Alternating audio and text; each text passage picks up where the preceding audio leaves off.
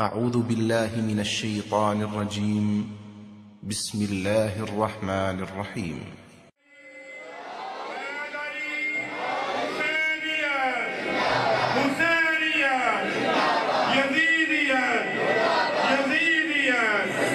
محمد وآل محمد صلوات.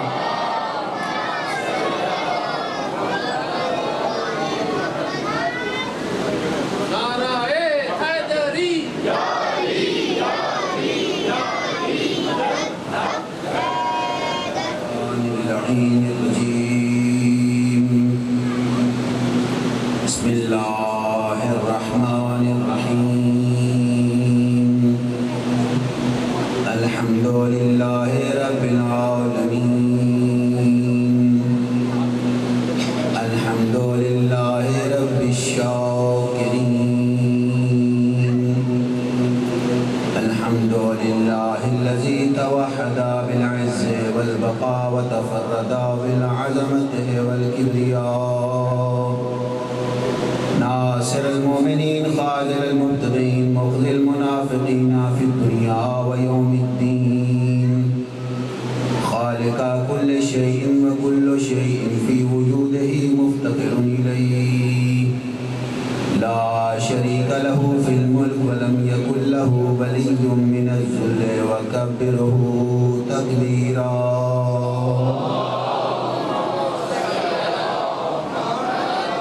الصلاة والسلام والتحية والإكرام على النبي المؤيد والرسول المسدد المصطفى الأمجد المحمود الأحمد مولانا ومولى الثقلين جد الحسن والحسين بالقاسم المصطفى محمد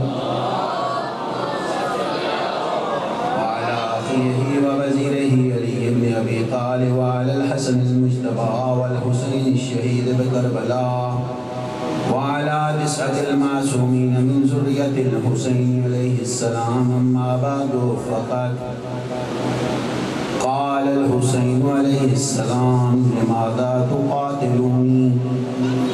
قالوا بل نقاتلك بغضا منا لأبيك. صلى محمد عليه.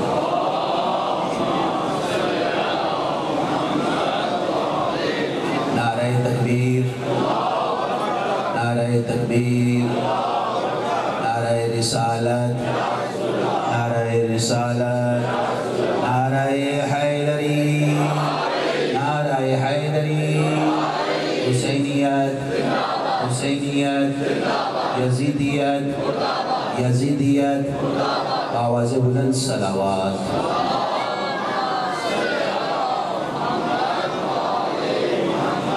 دعا ہے خالق کائنات آپ صاحبانی ایمان عزاداران کا اس مجلس عزا میں آنا اپنی بارگاہ میں شرف قبولیت عطا فرمائے.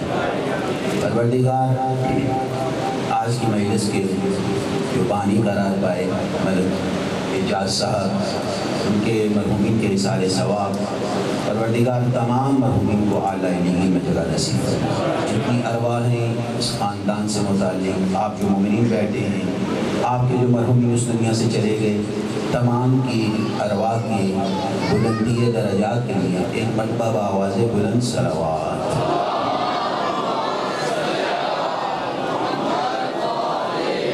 عشرہ محرم الحرام کی یہ چوتھی گفتگو آپ کے سامنے ہے.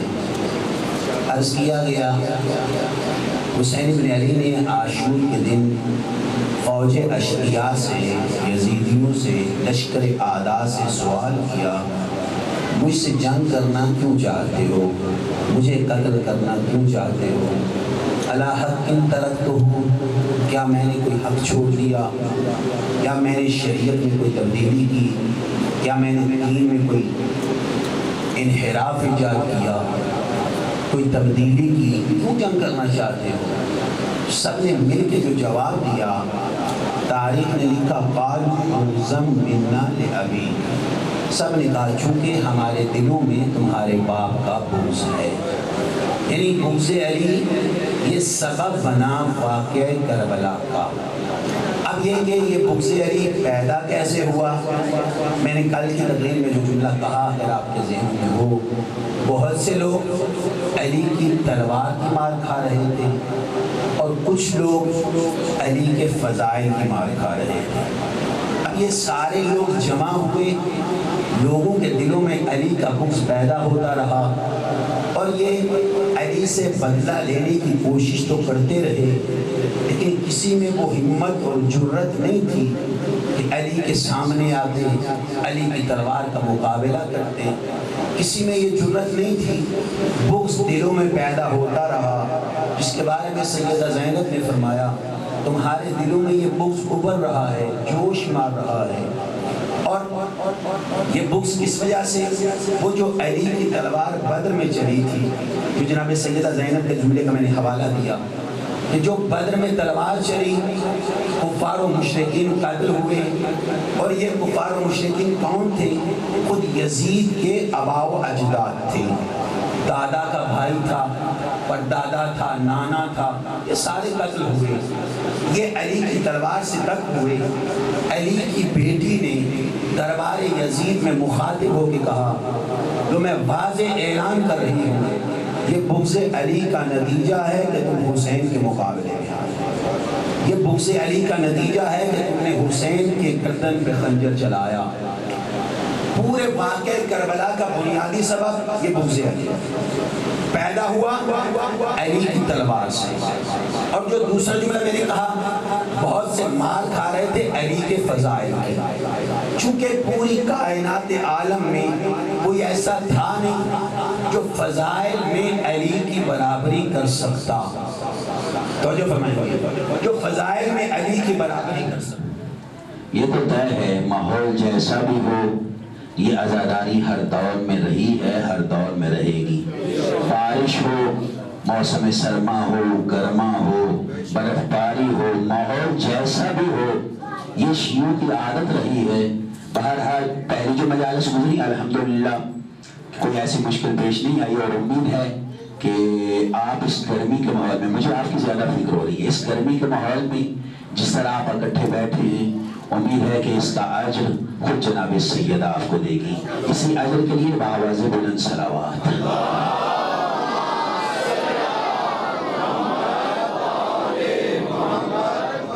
عرض کیا گیا کہ کائنات میں کوئی علی کی برابری کر ہی نہیں سکتا تھا، نہ تو شجاعت میں اور نہ باقی فضائل و کمالات میں۔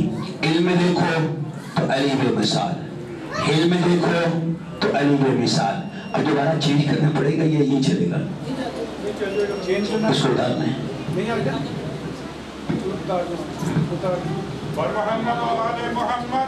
میرے ساتھ دیجیے محمد اہل بیت محمد۔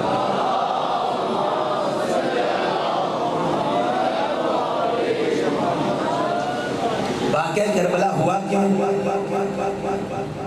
سبب کیا تھا؟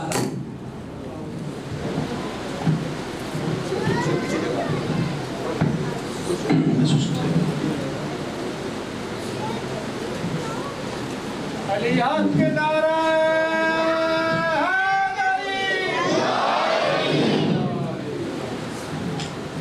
ایک مرتبہ پھر صلوات بھیجیے محمد۔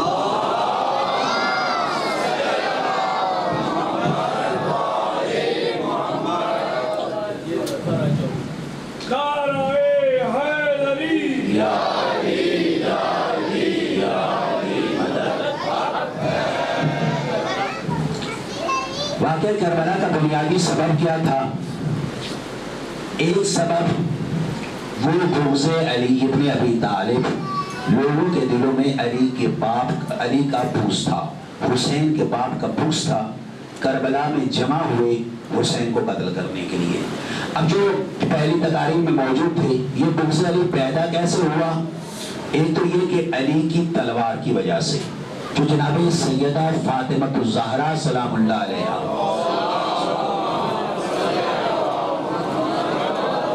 جب پوچھا گیا وَمَا الَّذِي نَقَبُوا مِنْ أَبِي الْحَسَنِ، لوگ علی کے دشمن کیوں بنے؟ تو جناب سیدہ نے خود ہی جواب بھی دیا، نَقَمُوا وَاللَّهِ مِنْ نَقِيرِ السَّيْفِ، خدا کی قسم وہ علی کی تلوار کی وجہ سے علی کے دشمن بنے۔ اور جناب سیدہ زینب کا جملہ کہ اے یزید یہ بدر کے قتل ہونے والے تیرے آباء و اجداد کی وجہ سے تمہارے سینے میں بغض و کینہ تھا جو کربلا میں ظاہر ہوا.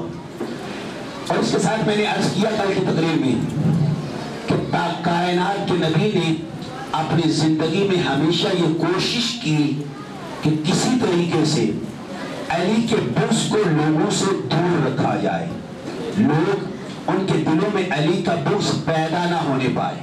اور میں نے ایک حقیقت کی طرف اشارہ کیا تھا, ہمارے ممبروں سے جو فضائل علی پڑھے جاتے ہیں ان میں بنیادی چیز کیا ہے؟ لوگوں کو علی کے بغض سے دور رکھنا.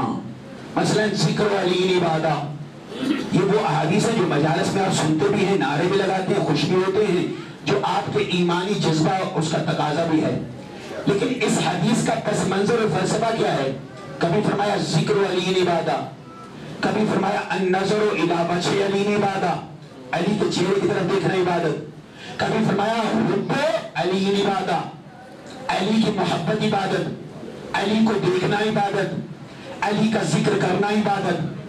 کائنات کے نبی نے علی کے لیے اتنے فضائل بیان کیے, یہاں تک کہ اس وقت بعض مسلمان, یہ ہمارے پاس روایات میں ہے, پتہ نہیں آپ نے سنا یا نہیں سنا, لیکن شاید کچھ کے لیے یہ نیا جملہ بھی ہو, اس وقت کے بعض مسلمان وہ پیغمبر پہ تہمت لگانے لگے کہ پیغمبر اقربا پروری کر رہا ہے, پیغمبر اپنے قریبیوں کو اتنا چاہنے لگا ہے.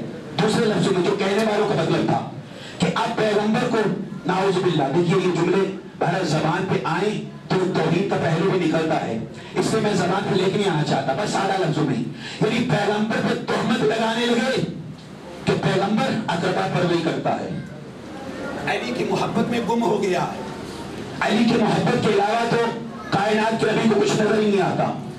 ایسی تہمتیں ہمارے پاس روایات موجود ہیں, میں صرف ہوائی بات نہیں کر رہا ہوں, پیغمبر پہ تہمتیں لگی کہ علی کی محبت میں ایسے گم ہو گئے کہ جو بات دیکھو علی کے حوالے سے, علی کا ذکر عبادت, علی کا چہرہ دیکھنا عبادت, علی وہ جو باب مدینہ العلم بھی ہے, علی وہ جو باب الحکمہ بھی ہے, علی وہ جو نفس اللہ بھی ہے.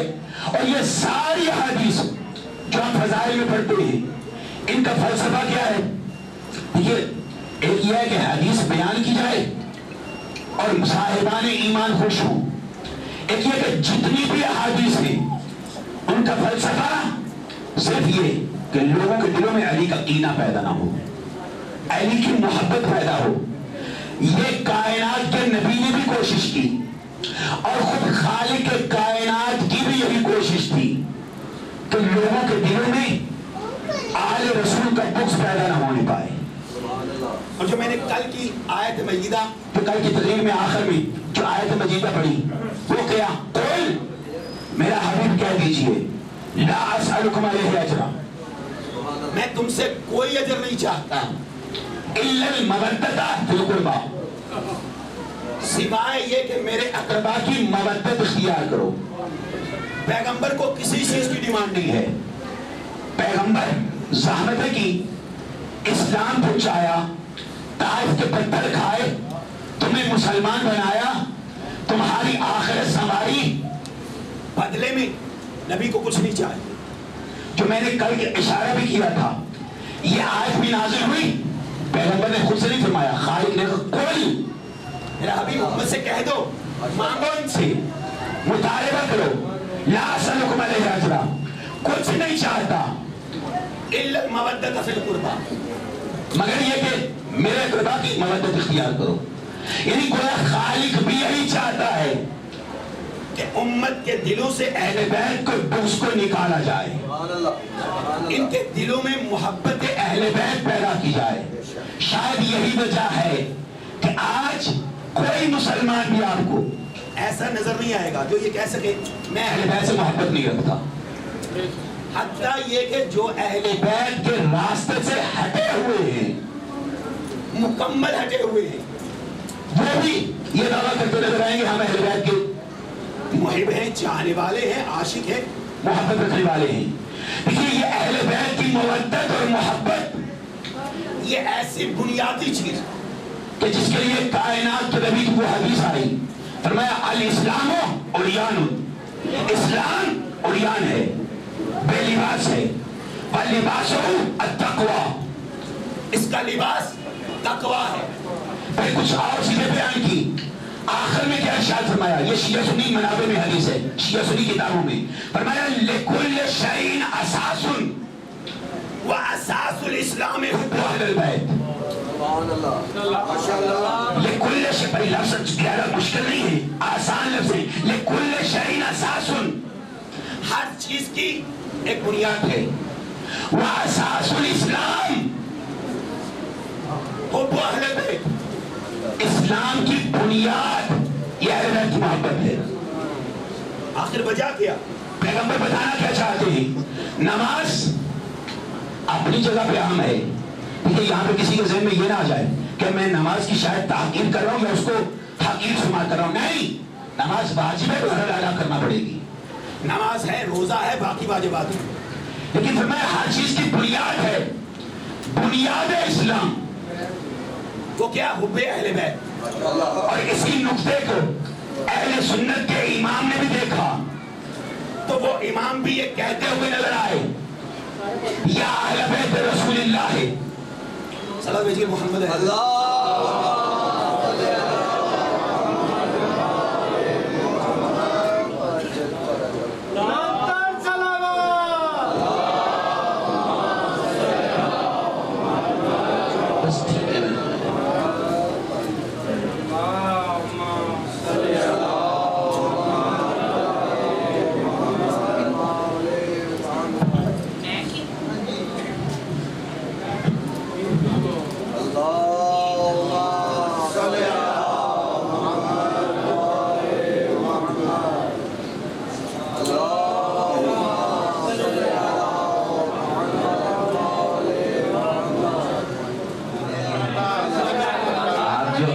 سلامتی کے لیے بلند تر صلوات.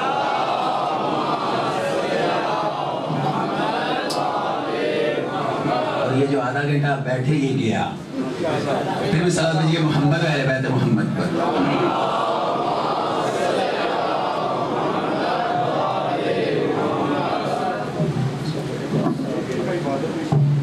جی بالکل ایسا.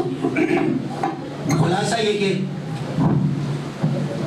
کائنات کے نبی کی یہ کوشش رہی کہ لوگوں کو بغض اہل بیت سے دور رکھا جائے. خود خالق بھی یہی چاہتا تھا ان کے دلوں میں مودت پیدا ہو. دیکھیے یہ جو مودت اہل بیت فرض کی گئی، کوئی ایسا نہیں ہے کہ خداوند عالم نے مثلا اپنی مخلوقات میں سے کسی خاص پہلو سے، جیسے اقربات پروری کا پہلو ہوتا ہے، کہ اپنے قبیلے اور اس کو مد نظر رکھا، ان کی مودت واجب قرار دی. نہیں، ایسا نہیں. اصل یہ وہ شخصیات تھی جنہوں نے اس کائنات میں خدا کو خدا منوایا. تو موسم میں کوشش تو یہی کروں گا کہ محنت اسی پہ ختم ہو، اسی مائک پہ ختم ہو. یہ وہ ہستیاں ہیں جنہوں نے خالق کو خالق منوایا. کیسے؟ دیکھیں دنیا میں عام لوگ، آپ بھی اسی معاشرے میں رہ رہے ہیں، میں بھی اسی معاشرے میں. آپ کسی جاہل کو کہہ دیں کہ ماشاءاللہ تو بڑا علامہ ہے، بڑا سمجھدار، آدمی کتنا خوش ہوتا ہے. کسی جاہل سے کہہ دیں یار تو بڑا سمجھدار ہے، تو بڑا عاقل ہے، انسان خوش ہوگا. ذاکرین سے کہہ دیں، کسی ذاکر سے، کسی چھوٹے سے خطیب سے کہہ دیں ماشاءاللہ تیرے جیسا تو بڑا علامہ کوئی ہے ہی نہیں. انسان چپ بھی رہے تو دل میں خوشی کی لہر اٹھتی ہے. یہی بات میں چلے اپنے اوپر بھی فٹ کر دیتا ہوں کہ میں محلے سے باہر نکلا، مجھے تو کہہ دے واہ واہ مولانا ایسی تقریر کی ہے کہ ہم نے تو آج تک ایسا علم سنا ہی نہیں. اب میں خاموش بھی رہوں نا، پھر بھی ایک دل میں خوشی کی لہر تو اٹھے گی، یار میری تعریف ہو رہی ہے. یہ ہر انسان کی فطرت ہے، ہر انسان کی فطرت. اب پھر یہ کہ یہی فطرت انسان کو مجبور کیسے کرتی ہے کہ جس کو علامہ کہا گیا، اب اس کا بچے اب آپ بیٹھ جاؤ تاکہ میں صحیح طریقے سے پڑھ سکوں. صلوات علی محمد اہل بیت محمد.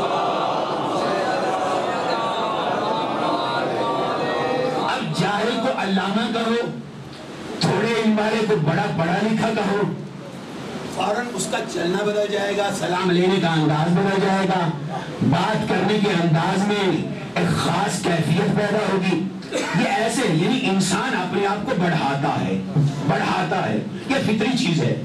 اب یہ فطری عام انسانوں کے لیے ہے. کچھ لوگوں کے ذہنوں میں تھا شاید علی بھی یہی فطرت رکھتا ہے کہ علی کے سامنے فضائل پڑھیں گے علی خوش ہوگا. جیسے میں نے اپنی مثال دی، میرے سامنے میرے فضائل پڑھیں تو کیا خوش نہیں ہوگا؟ مزید انسان اکڑے گا. لوگوں کی طبیعت یہ تھی، انہوں نے سوچا علی بھی ہمارے جیسا، ہم جائیں گے علی کے سامنے، علی کے فضائل پڑھیں گے، علی خوش ہوگا. لہذا کچھ کہنے والے آئے، آ کے کہا یا علی تیری یہ فضیلت، تیری یہ شان، تیرا یہ مقام، تیرا یہ مقام، یہ مرتبہ. اب یہ بیان کرتے گئے، علی سنتے گئے. کسی کہنے والے نے اسی لو میں کہہ دیا یا علی تیری فضیلت ہی تو منوا رہے ہیں کہ تو خدا ہے، تو خدا ہے. دیکھیے یہ جملہ کہ تو خدا ہے، یہ جملہ بہت سے عام انسان اپنی زندگی میں یہی کوشش کرتے ہیں کوئی ہمیں بھی مان لے. جن کی ذرہ برابر اوقات نہیں ہوتی، سامنے کوئی غریب آ جائے یہ خدا بنے بیٹھتے ہیں. یہ عام انسانوں کی فطرت ہے. بھئی دیکھیے کوئی خدا اپنے آپ کو کہے نہ کہے یہ الگ بات ہے. اپنے کردار سے بہت سے فرعون آج بھی نظر آتے ہیں، کیا مطلب؟ یعنی آج کے انسان بھی اگر اسلامی معاشرے میں نہ ہوتے، انہیں کوئی خدا کہتا تو یہ فخر سے اکڑ جاتے کہ ہماری فضیلت منوائی جا رہی ہے. ان لوگوں کے ذہنوں میں یہ تھا کہ بھائی جاہل کو عالم کہو خوش ہوتا ہے، عالم کو کائنات کا بے مثال فقیر کہو خوش ہوتا ہے، اور جس کو خدا تک پہنچا دیا جائے اس کو کتنا خوش ہونا چاہیے. اس نے اسی لو میں کہا، علی نے کہا خاموش بدبخت، خالق کا اور علی پیدا نہ کرنا، خالق کا علی کو بے مثال رکھنا یہ اور بات ہے، لیکن علی بنانے پہ قدرت رکھنا یہ اور بات ہے. خدا میں علی نہیں، خدا وہ ہے جو خود علی کا بھی خالق ہے. تو میں کہنا کیا چاہتا ہوں، ہر آدمی اپنی فضیلت منواتا ہے. یہ وہ ہے جنہیں خدا کہا گیا، لیکن انہوں نے اس خدائی کے دعوے کو رد کر کے خدا کو خدا منوایا. خدا کو خدا منوایا. اب اتنا کمال کہ یہ خدا کو خدا منوا رہے ہیں. خدا نے ان کو اجر میں کیا دیا، کہا تمہیں کچھ کہنے کی ضرورت نہیں، میں تمہاری مبدت کو واجب قرار دوں گا. کیسی واجب؟ کس طرح سے واجب؟ کس طرح سے واجب؟ کوئی معمولی واجب نہیں ہے. توجہ فرمائیں گے، کوئی معمولی واجب نہیں ہے محبت اہل بیت. باقی واجبات کی طرح محبت اہل بیت نہیں ہے. کیوں؟ اسی واجب میں مثلا نماز ہے، پڑھنا پڑے گی. نماز واجب ہے نا، ہے نا، میں پڑھتے ہو یا نہیں پڑھتے ہو الگ بات ہے، واجب تو ہے نا، مانتے ہیں سارے. نماز واجب، روزہ واجب، حج واجب. لیکن کسی کو بھی بنیاد اسلام نہیں کہا گیا، کسی کو بھی بنیاد اسلام نہیں کہا گیا. اگر بنیاد اسلام ہے تو محبت اہل بیت، جس کے بارے میں امام شافعی بھی کہتے رہے یا اہل بیت رسول اللہ حبکم فرض من اللہ فی القرآن انزلا. یہ امام شافعی کے اشعار ہیں، یا اہل بیت رسول اللہ حبکم تمہاری محبت فرض من اللہ اللہ کی طرف سے فرض ہو، فی القرآن انزلا اس قرآن میں جو نازل کیا گیا. پھر یہ خود ہی کہتے ہیں کفاکم من عظیم القدر انکم تمہاری فضیلتوں کے لیے یہی کافی ہے.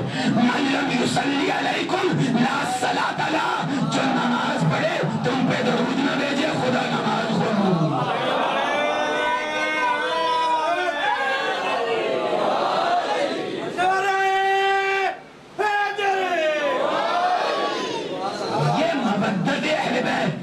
یہ مودت اہل بیت. حسین پوچھ رہے کیوں قتل کرنا چاہتے ہو؟ کہا بغض من ابی، چونکہ ہمارے دلوں میں تمہارے باپ کا بغض ہے. اصل محبت اہل بیت اتنی قیمتی چیز ہے کہ اگر یہ دین میں نہیں ہے، سبحان اللہ سبحان اللہ، اگر یہ دین میں نہیں ہے، بلکہ جملہ بدل دوں، تمہارے نامہ اعمال میں نمازیں ہوں، تہجدیں ہوں، زکاتیں ہوں، معمولی زکاتیں نہیں. اچھا میں اپنی طرف سے نہیں کہتا، کائنات کے نبی کی حدیث یاد آ گئی. کائنات کے نبی کیا فرماتے ہیں؟ لو ان عبدا قام مثل ما قام نوح فی قومہ، اگر کوئی شخص ایسا ہو جسے اتنی طولانی زندگی ملے جتنی نوح کو عمر ملی تھی، وہ ساری زندگی عبادت الہی میں بسر کر دے. وَقَانَ لَهُ مِثْلَ أُحُدٍ ذَهَبًا، اور اس کے پاس احد پہاڑ جتنا سونا ہو. فَأَنفَقَهُ فِي سَبِيلِ اللَّهِ، اسے راہ خدا میں خرچ کر دے. ثُمَّ قُتِلَ بَيْنَ الصَّفَا وَالْمَرْوَةِ مظلوماً، پھر صفا اور مروہ کے درمیان مظلومیت کے عالم میں مارا جائے. سننا لم یبالک یا علی، لیکن اس کے دل میں علی کی ولا نہ ہو. کائنات کے نبی فرماتے ہیں جنت میں جانا درکنار، لم یشم رائحۃ الجنہ، یہ جنت کی خوشبو بھی نہ سنتا ہے.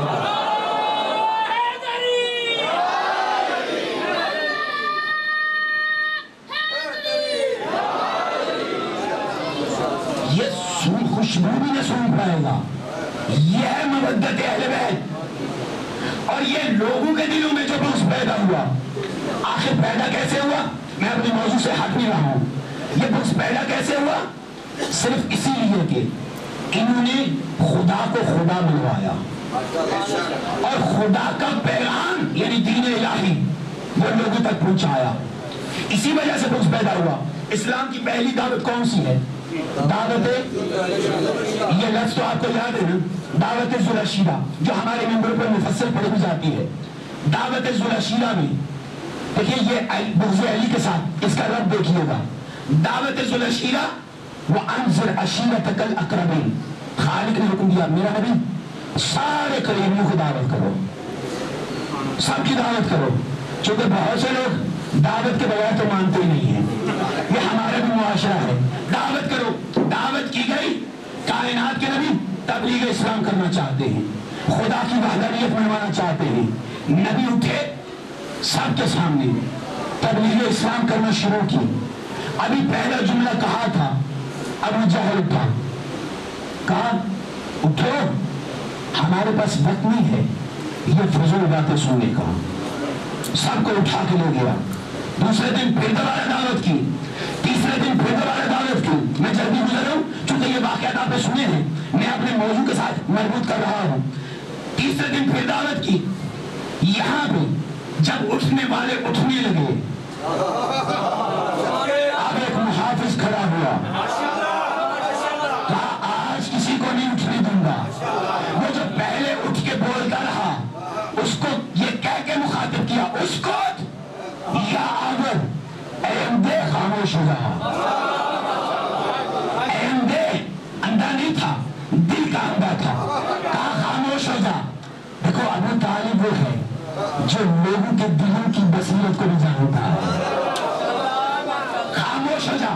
یہ خاموش ہوا. کائنات کے نبی کھڑے ہوئے، تبلیغ اسلام شروع کی. بتایا خدا وحدہ لا شریک ہے، میں اس کا نبی بن کے آیا ہوں، یہ ایک دین لے کے آیا ہوں، باقی سارے خدا ان کو پوجا پاٹ نہیں کر سکتے. آخر میں پیغمبر نے کیا فرمایا؟ ایکم یعاذرونی. یہ تاریخی الفاظ ہیں. میرے جوان اگر سرچ بھی کرنا چاہیں تو آسانی سے سرچ کر سکتے ہیں. تاریخ طبری میں بھی یہی جملے لکھے. جب تبلیغ اسلام شروع کی آخر میں کہا میں ابھی اکیلا ہوں، مجھے ایک مددگار چاہیے۔ بھئی یہ اتنا مجمع بیٹھا ہوا ہے، اتنا مجمع بیٹھا ہوا ہے، یہ سامنے بچے بھی ہیں، وہ پیچھے بزرگ بھی سارے بیٹھے ہوئے ہیں، کائنات کے نبی کے سامنے پورا مجمع ہے، کسی کو مخاطب ہو کے نہیں کہا کہ تم میری نصرت کا وعدہ کرو۔ کاش میرے پاس وقت ہوتا میں یہ تفصیل سے پڑھتا، لیکن میں پڑھنا بھی نہیں چاہ رہا۔ کسی سے مخاطب ہو کے نہیں کہا، اعلان کیا ایکم، سبحان اللہ، تم میں سے کون ہے جو دین کے معاملے میں میری نصرت کا وعدہ کرے؟ الا ان یکون وصی و وزیر و خلیفتی، جان لو تم میں سے جو کوئی آج میری نصرت کا وعدہ کرتا ہے وہ میرا وصی بھی ہوگا، وہ میرا وزیر بھی ہوگا، وہ میرا خلیفہ بھی ہوگا۔ لیکن یہاں پہ پیغمبر نے آج یہ نہیں کہا تھا تم میں سے کون ہے جو تلوار چلا کے آئے آگے، تلوار اٹھانے کا نہیں کہا، کسی سے لڑائی کرنے کا نہیں کہا۔ وہ جو خندق و خیبر میں ہوا تھا، کون ہے جو اس کتے کے مقابلے میں جائے؟ یہاں پہ کسی کو مقابلے کے لیے بھی نہیں بھیجنا تھا۔ بات کیا تھی؟ تم میں سے کون ہے جو وعدہ کر لے؟ جو فرمایا آپ نے، بھائی سادہ سی بات تھی، اگر کوئی مقابلے میں ہوتا تو پھر بھی کہتے مقابلے میں یار اب کون جائے، مشکل ہے۔ کہا تم میں سے کون ہے جو میری نصرت کا وعدہ کرے؟ وہ کل میرا وزیر بھی ہوگا، میرا وزیر بھی ہوگا، میرا خلیفہ بھی ہوگا۔ کوئی نہیں اٹھا سوائے ایک 10 سالہ بچہ کے۔ ایک 10 سالہ بچہ اٹھا جس کا نام علی ابن ابی طالب تھا۔ کہا انا یا رسول اللہ، 3 مرتبہ بٹھایا گیا۔ اب جب تیسری مرتبہ پھر دوبارہ علی اٹھے، انا یا رسول اللہ، یا رسول اللہ میں حاضر ہوں۔ کائنات کے نبی نے فرمایا الا، خبردار، دیکھو یہ ہے جو میرا وصی بھی ہے، میرا وصی بھی ہے، میرا وزیر بھی ہے، میرا خلیفہ بھی ہے۔ فاسمعوا لہ وَأَطِیعُوا، یہ تاریخ کے لفظ پڑھ رہا ہوں۔ کائنات کے نبی نے کیا فرمایا؟ فاسمعوا لہ، اب تم سب کے لیے ضروری ہے اس کی بات بھی سنو، اس کی اطاعت بھی کرو۔ اس کی بات بھی سنو، اس کی اطاعت بھی کرو۔ اب دعوت ذوالشیرہ میں پیغمبر نے کیا کیا؟ ایک وعدہ کیا، وہ کل میرا وصی بھی ہوگا، میرا وزیر بھی ہوگا، میرا خلیفہ بھی ہوگا۔ اب اسی دعوت ذوالشیرہ کے ذرا پس منظر سنیے۔ دعوت ذوالشیرہ میں ہوا کیا تھا؟ جو پہلے خداؤں کی پوجا پاٹ ہوتی تھی ان کو باطل قرار دیا گیا، ایک خدا کی وحدانیت کا اعلان ہوا۔ اب یہ واقعہ تو ہو گیا، جو وہاں پہ موجود تھے ان کے دلوں میں ایک نفرت ابھر آئی، کہہ رہے یہ کیا، محمد نے ہمارے خدا کو رد کر دیا، باطل کر دیا، ایک نیا خدا لے کے آ گیا۔ وہ نیا خدا نہ نظر آتا ہے، نہ دکھائی دیتا ہے، نہ کسی کے سامنے آتا ہے، نہ کسی سے ملتا ہے، نہ کسی سے بات کرتا ہے۔ یہ ایک خدا لے کے آ گیا، ہمارے خداؤں کو غلط کہہ رہے ہیں؟ نہیں، ہمیں یہ برداشت نہیں، ہم محمد کو قتل کریں گے، ہم محمد کو قتل کریں گے۔ اچھا اب قتل کون کرے گا؟ بنی ہاشم کے مقابلے میں پورے کفار مکہ میں سے کسی کی جرأت ہی نہیں آ سکے، کفار مکہ کی جرأت ہی نہیں کہ قریش کے مقابلے میں آ سکے، اور جہاں محافظ ابو طالب بنا ہو۔ آپ یقیناً گرمی میں بیٹھے ہیں اور مجھے احساس ہے، لیکن مجھے بھی احساس ہونے دیجئے کہ میں گرمی میں نہیں پڑھ رہا۔ سلام پڑھے محمد اہل بیت محمد۔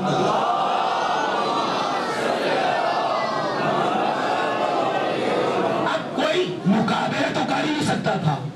اچھا انہوں نے ایک کھیل کھیلا، ایک شیطانی چال کھیلی۔ وہ کیا؟ وہ چال یہ تھی کہ دوسرے دن کائنات کے نبی، دعوت ذوالشیرہ کا دوسرا دن ہے یہ واقعہ، سیرت امیر المومنین میں مفتی جعفر حسین اللہ مقامہ نے لکھا۔ اب اسی دعوت ذوالشیرہ کے دوسرے دن کائنات کے نبی اپنے گھر سے باہر نکلے۔ جو ہی گھر سے باہر نکلے گلی کے چوک میں پہنچے۔ کائنات کے نبی نے کیا دیکھا؟ کفار و مشرکین کے چھوٹے بچے گودیوں میں پتھر لیے جمع ہیں، پتھر لیے وہاں پہ سارے جمع ہیں۔ اچھا یہ پتھر لیے کیوں جمع تھے؟ کفار و مشرکین نے یہ جو رات گزری تھی، اس رات میں ایک میں میٹنگ کی، سارے سربراہ جمع ہوئے، کہا محمد کو قتل کرنا ہے، لیکن کون قتل کرے؟ کوئی قبیلہ مقابلے میں نہیں آ سکتا۔ انہیں ایک ترکیب سوچی، کہا اپنے اپنے بچوں سے کہہ دو گودیوں میں پتھر بن لیں، فلاں چوک میں جا کے کھڑے ہو جائیں، کہا جب محمد آئے اتنے پتھر مارو کہ محمد اس دنیا میں نہ رہے۔ اب جب محمد نہیں رہے گا ہمارے خدا کو کوئی برا بھلا کہنے والا نہیں ہوگا۔ ماں باپ کا کہنا تھا، سارے بچے جمع ہیں، کائنات کے نبی آئے، بچوں نے ایک ایک کر کے پتھر نکالنا شروع کیے، کائنات کے نبی پہ پتھر پھینکنا شروع کیے۔ یہ جو آپ نے سنا ہے نعتوں میں بھی پڑھا جاتا ہے، مسجدوں میں بھی پڑھا جاتا ہے، اور منبروں سے بھی بتایا جاتا ہے، طائف کے پتھر کھائے نبی نے، طائف کے پتھر کھائے۔ یہ کون سے پتھر تھے؟ یہ نگہی پتھر تھے۔ بچوں نے پتھر پھینکے، پیغمبر کو اتنے پتھر لگے، تاریخ یہ بتاتی ہے پیغمبر کے جوتے نالین مبارک جوتے لہو سے بھر گئے،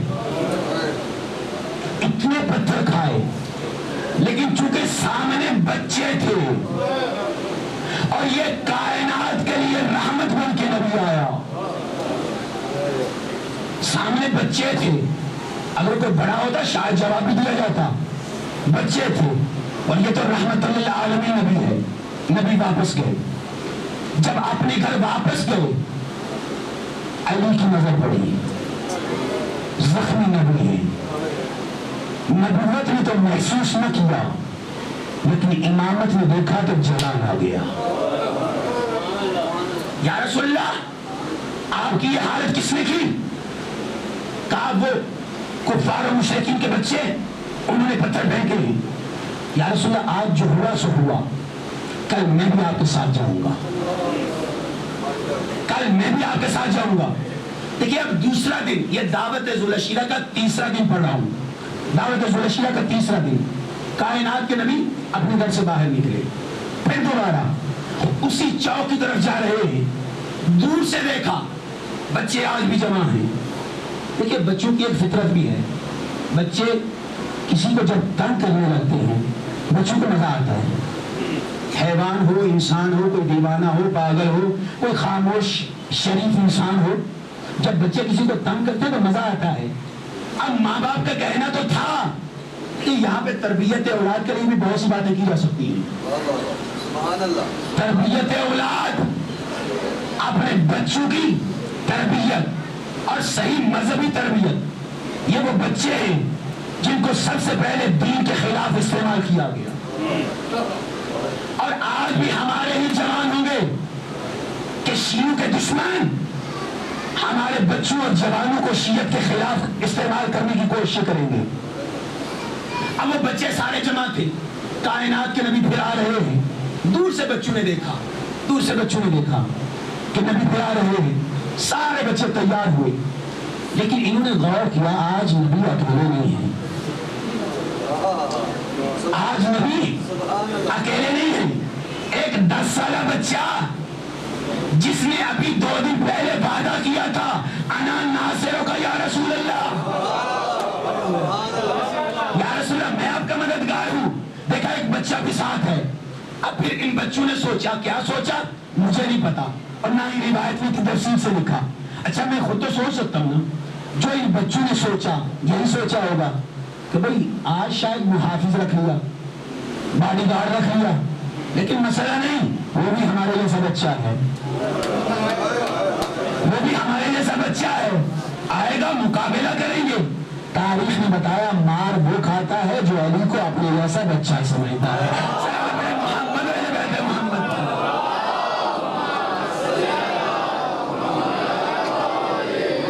اچھا ہم مقابلہ کریں گے۔ اب کائنات کے نبی ان بچوں کے قریب پہنچے، جو ہی پہلے بچے نے اپنی گودی سے پتھر اٹھایا، پیغمبر پہ مارنے کا ارادہ کیا، علی نے اپنی جیب میں ہاتھ ڈالا, کھجوروں کی کچھ گٹھلیاں نکالی, گٹھلیاں نکال کے یوں علی نے پھینکنا شروع کی. اب جس کو جہاں جہاں یہ گٹھلی لگتی, کسی کا پاؤں ٹوٹا, کسی کی ٹانگ ٹوٹی, کسی کی کمر ٹوٹی, کسی کا بازو ٹوٹا, کسی کی گردن ٹوٹی, اور سارے فرار کرنے لگے. یہاں پہ تاریخ کا ایک بہترین لفظ آپ کو بتانا چاہتا ہوں. عربی میں ایک لفظ ہے قزین, قاف دو نقطے سے قزین, اس کا مطلب کہ ہڈیاں پسلیاں توڑنے والا. قزین قزین. اب جو بچے بھاگے تو یہ کہتے ہوئے بھاگے, ارے بھاگو آج ہمارا قزین آ گیا ہے, آج ہمارا قزین آ گیا ہے. اب علی نے دفاع کیا, کس کا؟ نبی کا. صرف نبی کا نہیں, اسلام کا دفاع کیا, توحید کا دفاع کیا, پروردگار کی وحدانیت کا دفاع کیا. اب یہ بچے بھاگے یہ کہتے ہوئے, بھاگو ہمارا قزین آ گیا ہے. اب یہی بچے جو دعوت ذوالعشیرہ میں تقریباً 5 سال 6 سال 7 سال کی عمر کے ہوں گے, وقت گزرتا رہا, بعثت کے 13 سال گزر گئے. یہ تاریخیں یاد رکھیے گا, بعثت کے 13 سال گزر گئے, ہجرت شروع ہوئی. سن 2 ہجری میں جنگ بدر ہوئی. جب جنگ بدر ہوئی, ادھر لشکر اسلام ہے, مقابلے میں لشکر کفر ہے.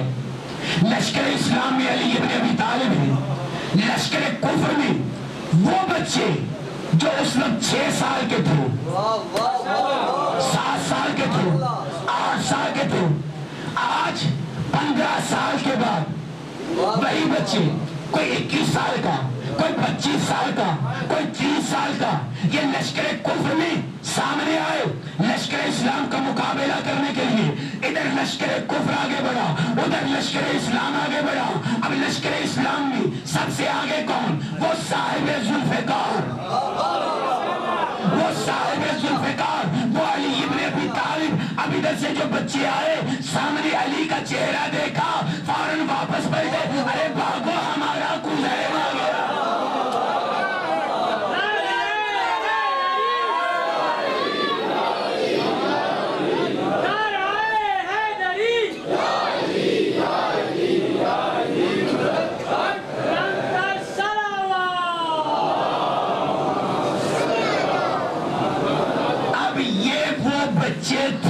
لو میں نے تقریر ختم کر دی. یہ وہ بچے تھے جو علی سے بدلہ لینا چاہتے تھے. کس بات کا؟ دفاع رسول کا. یہ جو علی نے دفاع رسول کیا, اس بات کا بدلہ لینا چاہتے تھے. خود تو بدلہ نہ لے سکے, اپنی اولادوں کو سکھایا کہ علی وہ ہے جس نے تمہارے باپ دادا کی ہڈیاں پسلیاں توڑی تھی. اگر کبھی ممکن ہوا علی سے بدلہ لینا, بدلہ نہ لے سکے, دلوں میں بغض پیدا ہوتا رہا. آنے والی نسل بھی یہ سوچتی رہی ہم علی سے بدلہ لیں گے, بدلہ نہ لے سکے. 61 ہجری حسین لشکر اعداء سے کہہ رہے کیوں قتل کرنا چاہتے ہو؟ کہا بغضاً منا لابیک, چونکہ ہمارے دلوں میں تمہارے باپ کا بغض ہے. دیکھا یہ بغض کیسے شروع ہوا؟ دعوت ذوالعشیرہ کے بعد دفاع اسلام پر جنگ بدر. اور یہی بات سیدہ زینب نے کہی, اے یزید یہ جو کچھ کر رہا ہے یہ بدر کے دن کا بغض ہے جو تمہارے دلوں میں ہے. اور حسین کتنا کریم ہے, جس طرح علی نے ساری زندگی دین خدا کی نصرت میں گزاری, حسین بھی کلمت اللہ بچانے کے لیے, اسی دین کو بچانے کے لیے کربلا کی طرف جا رہے ہیں. میں نے عرض کیا حسین جب مکہ سے نکلے کربلا تک حسین نے 16 منزلیں طے کی. ہر منزل پر کچھ نہ کچھ واقعات تاریخ نے نقل کیے جو مصیبت سے بھرے ہیں. منزل شراط پہ پہنچے، کوفہ سے پہلے کی منزل، وہاں پہ پانی تھا. حسین ابن علی نے عباس سے کہا عباس جتنا پانی بھر سکتے ہو بھر لو.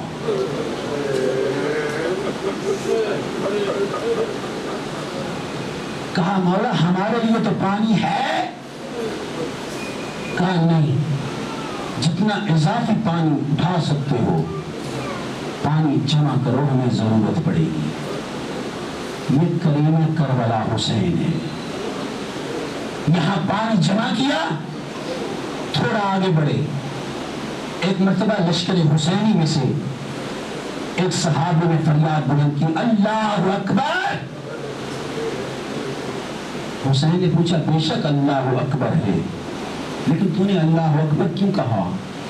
کہا مولا دور وہ دیکھیے، شاید کوئی صحرا اور نخلستان نظر آ رہا ہے، کوئی کھجوروں کے درخت ہلتے ہوئے نظر آ رہے ہیں، شاید ہمارا صحرا کا سفر ختم ہو گیا. دوسرے صحابی نے کہا نہیں، میں اس راستے سے واقف ہوں، یہاں کوئی نخلستان نہیں ہے، تھوڑا آگے بڑھو دیکھتے ہیں کیا ہے. اب جو چند قدم آگے بڑھے، ایک صحابی نے کہا مولا میں دیکھ رہا ہوں کوئی لشکر ہمارے سامنے آ رہا ہے، اور یہ جسے نخلستان سمجھ رہے ہیں یہ انہوں نے نیزے ہوا میں بلند کیے ہوئے ہیں. کوئی لشکر ہمارے مقابلے میں آ رہا ہے. عزیزو ادھر سے حسین آگے بڑھے، ادھر سے وہ لشکر آگے بڑھا. جب دونوں ایک دوسرے کے قریب ہوئے، حسین نے دیکھا ہو ابن یزید ریاحی 1000 کا لشکر لے کر اور حسین کے مقابلے میں آ گیا. یہاں پہ تاریخ مقتل نے عجیب جملہ لکھا. جب حسین نے دیکھا اور اس کا 1000 کا لشکر، امام نے ان کے چہروں کو دیکھا، رنگ بدلے ہوئے ہیں. کہا محسوس ہو رہا ہے تمہیں پیاس لگی ہے.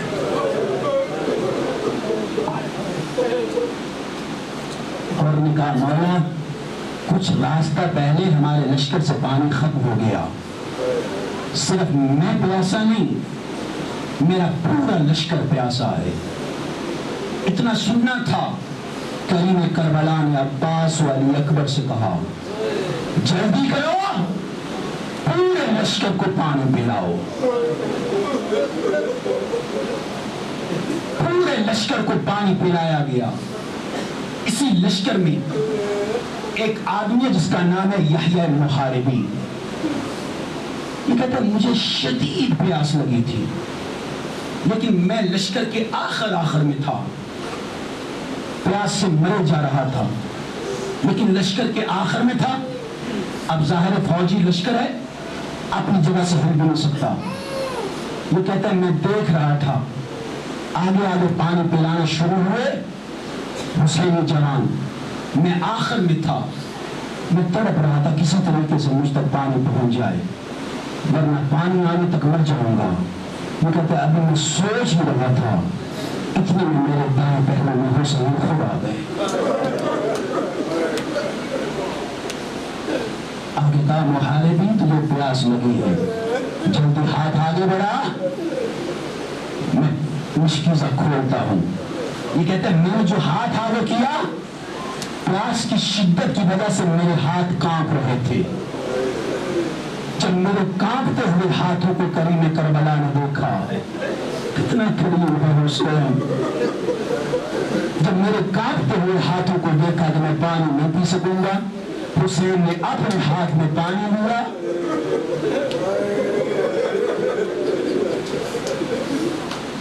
حسین نے خود اپنے ہاتھ سے مجھے پانی پلایا. تاریخ مقتل یہ بتاتی ہے 1000 کے لشکر میں کوئی ایسا نہ رہ گیا جو پیاسا رہتا. کیسے رہتا جب پانی پلانے والا ساقیوں کوثر کا رو کر جب سب کو پانی پلا چکے نماز کا وقت ہوا حسین نے پوچھا اپنے لشکر کے ساتھ نماز پڑھے گا یا میرے ساتھ نماز پڑھے گا؟ کہا مولا دشمن کا لشکر ضرور ہے لیکن نماز آپ کی ابتدا میں پڑھوں گا۔ نماز پڑھی گئی، حسین اپنے گھوڑے پہ بیٹھے، بس میں مسائل کے قریب ہو گیا۔ حسین نے گھوڑے کو یہ لگائی، خدا سامنے آیا، مولا کہاں جانے کا ارادہ ہے؟ فرمایا کوفہ کی طرف جاؤں گا۔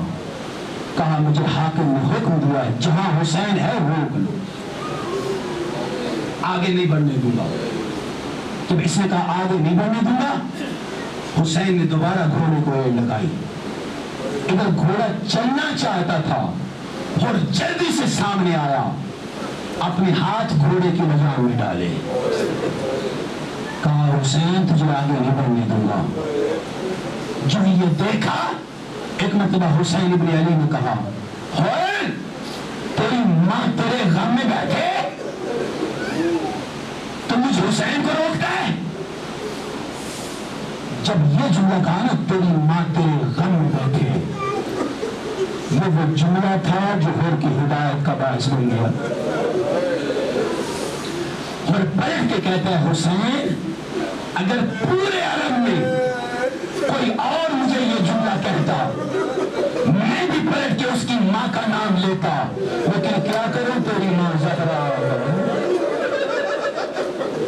کیا کروں تیری ماں فاطمہ زہرا ہے، میں تیری ماں کا تانا تجھے نہیں دے سکتا۔ عزیزو یہ جملہ یاد رکھنا، میں مسائل کے آخر میں دوبارہ یہی جملہ دہراؤں گا، تیری عقیدت کو سلام، اور تیری عقیدت کو سلام۔ آخر وقت گزرا، حسین آگے بڑھے۔ اب جو حسین آگے بڑھے، یہی ہور جو اپنے آپ کو سب سے بڑا مجرم سمجھتا تھا، جب سارے لشکر اعداء آ گئے، 9 محرم کا دن ہوا، حسین ابن علی اپنے خیمے میں تشریف فرما ہے، اور اٹھا ایک مرتبہ ابن زیاد کے پاس گیا، کہتا ہے کیا واقعی کل جنگ ہوگی؟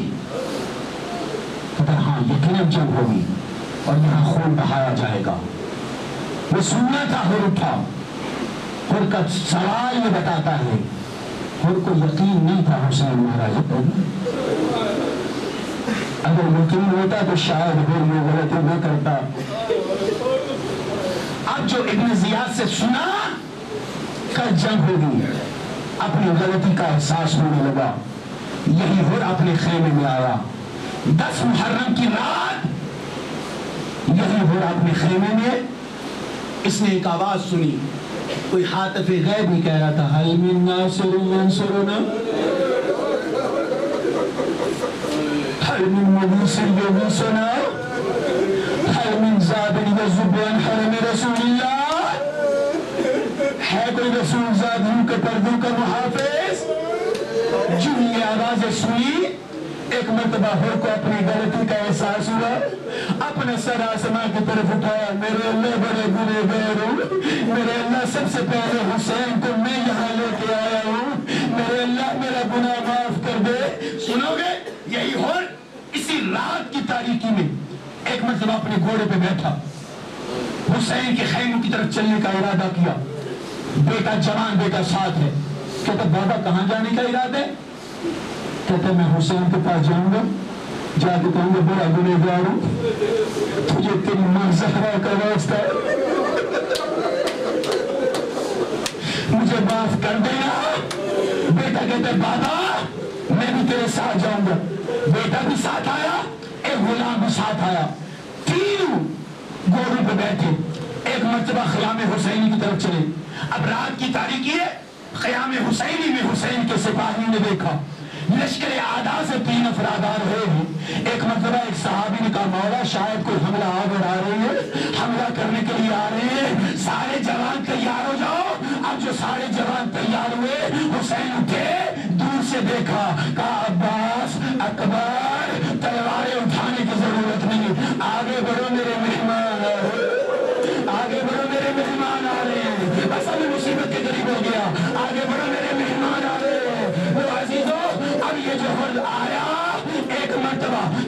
حسینی کے سامنے آ کے اس انداز سے بیٹھا جیسے نمازی تشہد میں بیٹھتا ہے، جیسے نمازی تشہد میں بیٹھتا ہے۔ سنو گے ایک جملہ، سیدہ زینب کے خیمے کے سامنے آ کے جیسے بیٹھا جیسے نمازی تشہد میں بیٹھتا ہے، اپنے ہاتھ اپنے سر پہ رکھے، آواز دے کر السلام علیکم یا اہل بیت النبوت، اہل بیت نبوت میرا سلام، او علی علی اولاد علی، اگر ہو سکتا ہے ان کی غلطی کو معاف کر دینا، اجرکم اللہ، مولا تمہیں سلامت رکھے۔ حسین آئے اور کو اٹھایا، سینے سے لگایا، اور میں تجھے خوش آمدید کہتا ہوں، لیکن اور میں تجھ سے شرمندہ بھی ہوں، اور میں تجھ سے شرمندہ بھی ہوں، اور نے ہاتھ باندھ لیے۔ مولا شرمندگی کس بات کی؟ امام دے کے فرماتے کل تو دشمن بن کے آیا تھا، میں نے 1000 لوگوں کو پانی پلایا، آج تو میرا دوست بن کے آیا ہے، لیکن حسین پانی پلانے کے لیے اجرکم اللہ، لیکن حسین تجھے پانی بھی نہیں پلا سکتا۔ عزیزو اللہ جانے اور کے دل پہ کیسی چوٹ آئی۔ روز عاشورہ آیا، بس ذرا بڑی تسلی سے، روز عاشورہ آیا جو قربانیاں شروع ہوئی، اور کربلا کی وہ قربانی ہے جو سب سے آخر میں لشکر حسینی میں آیا اور سب سے پہلے شہید ہوئے۔ جب عاشور کے دن قربانیاں دینے لگے اور آیا ہاتھ باندھ کے کہا مولا حسین مجھے جانے کی اجازت دو۔ عزیزو یہاں میں بڑے سب جملے پڑھوں گا، مولا حسین مجھے جانے کی اجازت دو۔ کہا اور تجھے کیسے جانے کی اجازت دو؟ کہا مولا مجھے شرمندگی ہے، اب میں اور جینا نہیں چاہتا، مجھے جانے کی اجازت دو۔ اجازت مل گئی، پھر پلٹ کے اور نے کہا مولا ایک اور اجازت چاہیے۔ کون سی اجازت؟ کہا مولا میں چاہتا ہوں مجھ سے پہلے میرا بیٹا قربان ہو، مجھ سے پہلے میرا بیٹا قربان ہو۔ وجہ کیا تھی؟ وجہ خدا بہتر جانتا ہے، یا اور کا دل جانتا ہے۔ شاید دل میں خیال آیا میرا جوان بیٹا ہے، میرے مرنے کے بعد کہیں پلٹ نہ جائے، یہ قربانیاں میرے مرنے کے بعد کہیں پلٹ نہ جائے۔ کہا میرا بیٹا پہلے جائے گا۔ عزیزو اجازت ملی اور کا بیٹا اپنے گھوڑے پہ بیٹھا لشکر ادا میں گیا۔ ایک مرتبہ جنگ کی، جب جنگ کر رہے تھے ایک ظالم قریب آیا اور کے بیٹے پہ سر پہ گرز مارا، گرز کا لگنا تھا اور کا بیٹا گرا۔ آواز کا یا مدد نکلی، بابا میری مدد کو آؤ، بابا میری مدد کو آؤ۔ ادھر جو ہم نے اپنے جوان بیٹے کی آواز سنی، آخر باپ تھا، آخر باپ تھا، ارے بوڑھا باپ جوان بیٹے کی یہ آواز نہیں سن سکتا، باپ تھا۔ ایک مرتبہ اپنے بیٹے کی طرف چلا، کیا دیکھا؟ خود سے پہلے حسین موجود تھے، خود سے پہلے حسین موجود تھے، خود سے پہلے حسین موجود تھے۔ اب جوہر کا بیٹا اس دنیا سے چلا گیا اور آگے بڑھا، مولا حسین اپنے بیٹے کا لاشا اٹھاؤ، لاشا اٹھاؤ۔ کہا اور کوئی جوان باپ بیٹا، کوئی جوان بیٹا اگر مر جائے، بوڑھا باپ جوان بیٹے کا لاشا نہیں، اجرکم اللہ، بس یہ رونے کے لیے کافی ہے۔ اور کوئی بوڑھا باپ جوان بیٹے کا لاشا نہیں اٹھاتا۔ میں کہتا ہوں مولا ابھی اور کو لاشا اٹھانے نہیں دیا، ہائے اکبر کا جگر جس میں سے تیر نکالا، حسین نے جو اکبر کا لاشا اٹھایا۔ سنو گے حسین کی حالت کیا تھی؟ ایک مرتبہ کہا او بنی ہاشم کے جوانوں میری مدد کو، حسین کو نظر کچھ نہیں۔ اجرکم اللہ، مولا تمہیں سلامت رکھے۔ یہی ہوئے جوان بیٹا شہید ہو گیا، بس ایک لمحہ ہو، ایک منٹ کی اجازت دیتا ہوں۔ جوان بیٹا شہید ہو گیا، اب ہور کی اپنی باری آئی، مولا دوسرا میں شہید جاؤں گا، اور گھوڑے پہ بیٹھا ایک مرتبہ لشکر ادا میں گیا، جنگ کی، آخر شہید ہو کے گرا۔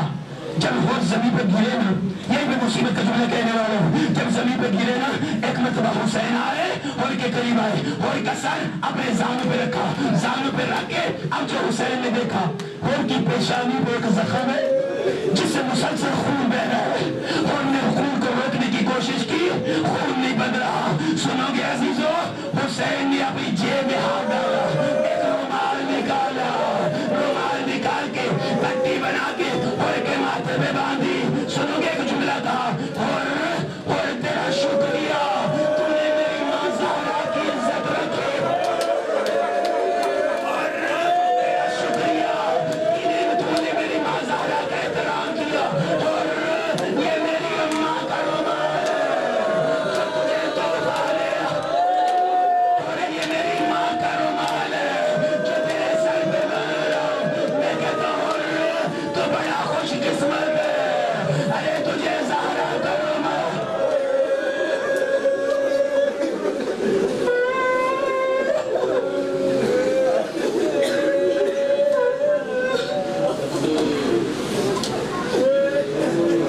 حسین